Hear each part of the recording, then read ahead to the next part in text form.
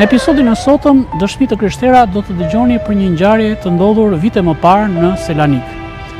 Janë dy prindër që dëshmojnë për tragjedinë që ju ndodhi me djalin e tyre të vogël, 4 vjeçar, të cilin e përplasi makina, dhe se si lutja me përgjërim drejtuar Zotit Krisht transformoi realitetin nga mankth në një gëzim të pamas. Djali që ishte në gjendje të rëndë shpëtoi nga hematomat e rënda në kokë dhe në këmbë. Dhe kjo ishte edhe një çudi për ekipin mjekësor të spitalit të Selanikut. Dikush u lut. Por çfarë ndodhi? Ndiqni dëshminë e atë Athanas Gjika dhe bashkëshortes së tij përfitëreshës zonja Maria Gjika.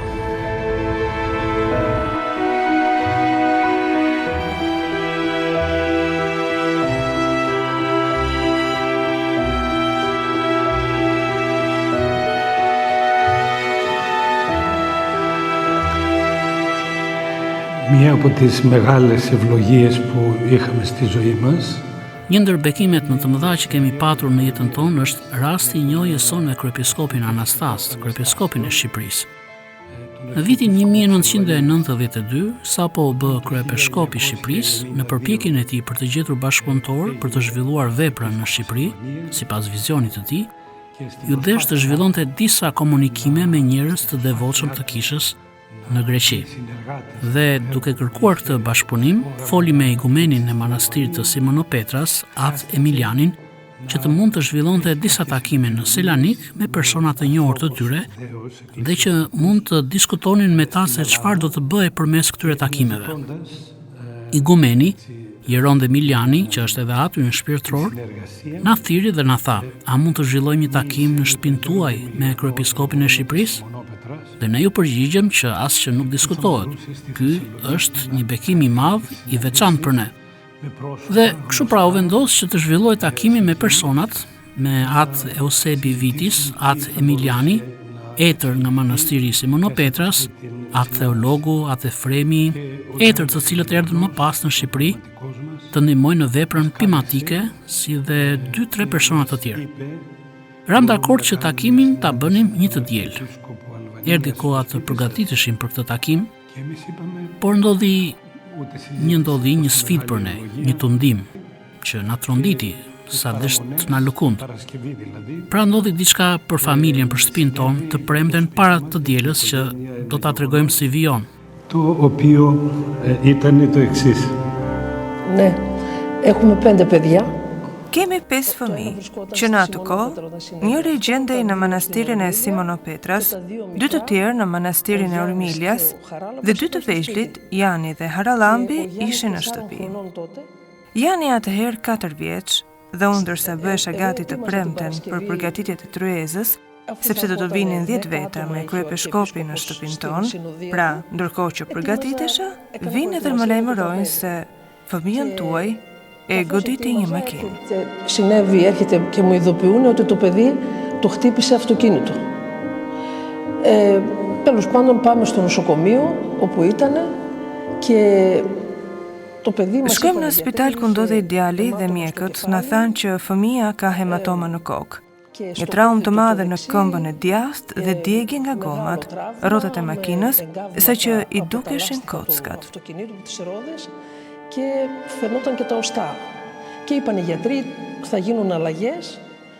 Mjekët thanë që do të bëhet qepje, ndërhyrje kirurgjikale, si dhe një grafi në kokë e të tjerë. Këtë ngjarje mësoi atë Emiliani. Bijtë e mina, thot, ndoshta duhet të anullojmë takimin me kryepiskopin. Jo, Gjeront, do të jetë një bekim për ne. Mos u shqetësoni. Nuk do t'i themi asgjë kryepiskopit, do ta mbajmë ne brenda vetes.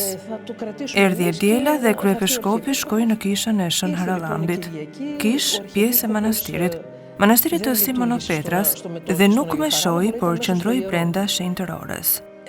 Unë tek vështroja ikonën e të rëshentës, më rrithnin lot dhe thoja: "E të rëshenta ime, ku është djali im, biri im?" Pasi mua nuk më lejonin të qëndroja pranë fëmijës brenda në spital, por vetëm pasdite në orën 4 deri në orën 5. Pas kishës, shkuam në shtëpi, erdhi kryepiskopi i gëzuar me Ata Thanasin. Shtruam drekën në sallonin e pritjes. Në vijim, kryepiskopi nisi edhe takimet në zyrën e dekanit të Ata Thanasit. Orët kalonin, ecte koha, edhe kryepiskopi më pyet: "Sa është ora?" Ndërkohë unë isha në ankth, sepse në orën 4 deri në orën 5 duhet të isha në spital, të shkoja tek djali. Dhe me vete thoja: "Perëndia im, sipas vullnetit tënd, si ti mendon?" Edhe kur pyeti kryepiskopi, ora po shkonte 4, pra ishte 4:10.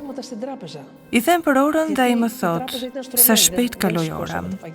Të bekojmë te pricat e tryezës, sepse tryeza e drekës ishte ende e shtruar. Nuk i kishim ngritur ende pjatat nga tavolina. U afrua kryepiskopi dhe bëri lutjen e caktuar të bekimit në këtë rast dhe nisi të bëjë një lutje vetë ai me fjalët e tij. E kujtoj tani atë lutje: "Zot, të falenderoj për bekimet e kësaj dite të sotme që na dhurove. Të lutem për këtë shtëpi, në këtë familje të dërgosh bekimet dhe kërkoj të përmend emrat e fëmijëve në atë lutje. Ju lutem, emrat e fëmijëve." Ata Thanasi i thot emrat me radhë dhe sa po përmendi emrin e Janit, fillova të qaja. Kryepiskopi më vuri re edhe unë i them: "Ndjes fort lumturi. Të prekur në mall, por tani të themi edhe diçka pas mbylljes së kësaj dite të shkëlqyer. Djalin ton e goditi makina dhe ndodhet në spital." Thot: "Po ç'më thoni tani? Le të shkojmë tani siç jemi në spital." Shkuam në spital. Sa po pan kryepiskopin, filluan të flasin. Kryepiskopi i Shqipërisë. Dhe hapën dyert, mjekët, infermierët, një ngjarje e madhe për ata. Edhe kryepiskopi shkoi brenda në dhomën e djalit. Fëmia, djali, ishte me fasha në duar, garza në kokë, në këmbë. Tek shkoi kryepiskopi, unë vështroja nga këndi i derës. Edhe ai merr dhe vendos 2 ngolpionët mbi kokën e djalit dhe lutej ashtu i përkulur për gati 10 minuta vetëm me djalin.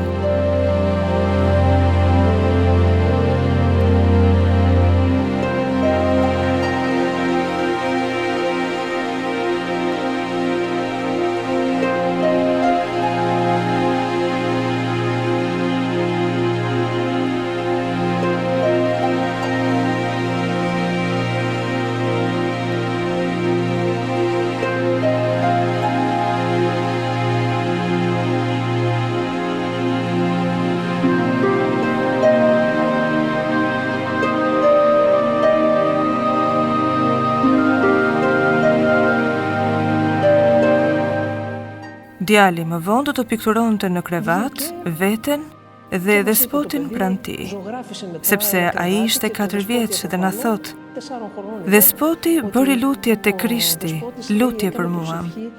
Doli djali nga spitali dhe mjekët na thonë se ka ndodhur një mrekulli.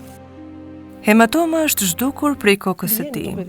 Nuk u pa e nevojshme për ndërhyrje kirurgjikale në këmbë dhe as për operacion plastik. Vetëm disa qepje u bën. Kështu doli djali nga spitali. Ndërsa djali rritej, filloi të merrej me sport, ishte i shkathët, energjik dhe merrte medalje njëra pas tjetrës me arritjet e tij.